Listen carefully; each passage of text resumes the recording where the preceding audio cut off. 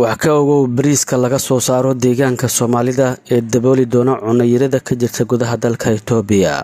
Ra'iisul Wasaaraha Itoobiya Abiy Ahmed ayaa dhowr jeer waxa uu ku celiyay in dawladdiisu ay xoogga saarayso isku filnaanshiyaha cuntada ee gudaha dalka lana xoojinayo wax soo saarka beeralayda dalka, sida uu horaan uu ka sheegay baarlamaanka dalkiisa.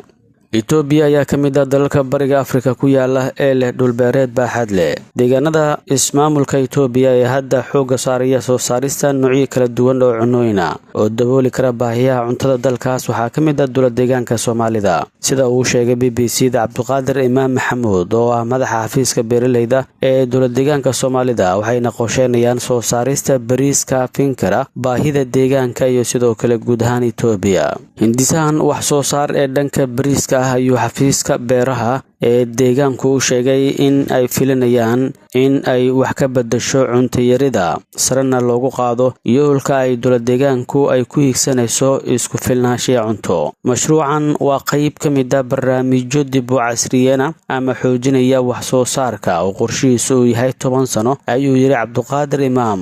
Bariiska ayaa ka mid ah cunnooyinka rasmiga ah ee Soomaalidu ay isticmaasho, balse inta badan dalalka ku yaala qaaradda ugu yimaada dibadda. Madaxa xafiiska beeraha Cabdiqaadir Imaam Maxamuud waxa uu BBC-da u sheegay in mashruucan loogu go'an yahay in lagu dhimo ku tiirsanaanta badeecadaha cuntada ee dibadda laga keeno. Mashruucan ayaa wajigiisa koowaad laga sameeyay dhul gaaraya ilaa 3,000 oo hektar, balse bilowgii ayuu mashruucan la kulmay caqabado ka dhasha fatahaada ka dhaca deegaanada, sida uu BBC-da u sheegay Cabdiqaadir Imaam. Madaxa ay xafiiska beeraha ee dowlad deegaanka Soomaalida waxa uu sheegay in caqabado ay dhaliyeen fatahaada ka dhacay deegaanka awgeed ay u suurageli weyday in beero dhul dhan ilaa 600 oo hektar ay baaba'aan. Cabdiqaadir waxa uu sheegay in habkan wax soo saarka bariiska loo adeegsanayo qalab casri ah oo ay ka mid yihiin cagaf-cagafyo, abuur tayo leh iyo sidoo kale waraab xoog leh. Mashruucan in la beero oo si fiican loo beero oo shacabku ay beeraan oo dhul badan laga beero sanadkan ayuu bilaabay bishii May ayaan bilownay, ayuu yiri Cabdiqaadir. Xafiiska beeraha ee dowlad deegaanka ayaa sheegay in 2 xilli oo kala duwan dhamaadka bisha Abriil iyo bilowga bisha Oktoobar ay yihiin xilliyada ugu habboon ee beerashada bariiska dowlad deegaanka. Degmooyinka Qalaafe, Goday, Cadaley iyo Beercaan oo ka tirsan gobolka Shabeelle iyo degmada Liraado Hadgale oo ka tirsan gobolka City ay yihiin deegaanada ku yaala dowlad deegaanka Soomaalida ee Itoobiya ee laga beero bariiska. Halka bariiska ugu badan laga beeray waa degmada Beercaan, sida uu BBC-da u sheegay Cabdiqaadir Muumin. Qaybtii ugu horeysay ee goynta bariiskan ayaa bilaabmay toddobaadkii hore, iyadoo weli ay socdaan deegaanadaasi mashruucan bariista.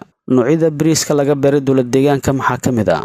Madaxa xafiiska beeraha ee dowlad deegaanka Cabdiqaadir Imaam ayaa BBC-da u sheegay inay ogaadeen in deegaano badan oo dhulkaasi uu yahay meelo ku habboon bariiska laga beero. Macadka cilmi-baarista beeraha iyo sidoo kale xoolaha ee deegaanka Soomaalidu ayuu Cabdiqaadir uu sheegay in daraasado la sameeyay lana tijaabiyay laguna guuleystay noocyada bariiska ee ka bixi kara deegaanka. 9 nooc oo bariis ka mid ah kuwaas oo la hubiyay in ay deegaanka ay ka bixi karaan si fiican ugu bixi karaan, waxayna u diiwaan gashan yihiin deegaanka Soomaalida oo la yiraahdo waa bariiskii Soomaalida loo yaqaanay oo ka mid ah 35 nooc oo bariis ah oo dalka ka jira, ayuu BBC-da u sheegay Cabdiqaadir Imaam. Xafiiska wuxuu intaa ku daray in qorshahooda muddada fog ay tahay inay kordhiyaan dhulkan lagu beeriyo bariiska oo la gaarsiiyo ilaa 20,000 hektar.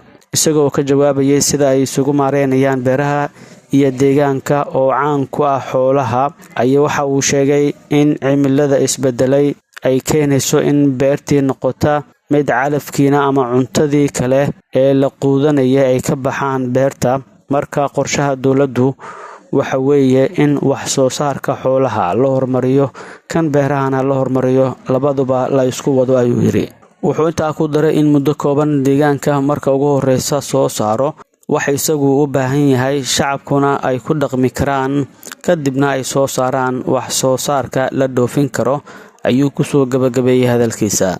Si walba ha noqotee, arrintan ayaa faa'iido weyn waxa ay ugu jirtaa guud ahaan dalka Itoobiya, maadaama ra'iisul wasaaraha Itoobiya Abiy Ahmed uu sheegay in Itoobiya ay qorsheynayso in ay isku filnaansho dhanka cuntada ay gaarto. intaas ayaan kusoo gabagabeynaa warbixintii aynu kaga hadlaynay wax soo saarka bariiska ee dowlad deegaanka Soomaalida ee Itoobiya. tan iyo kulanti dambe nabadgelyo.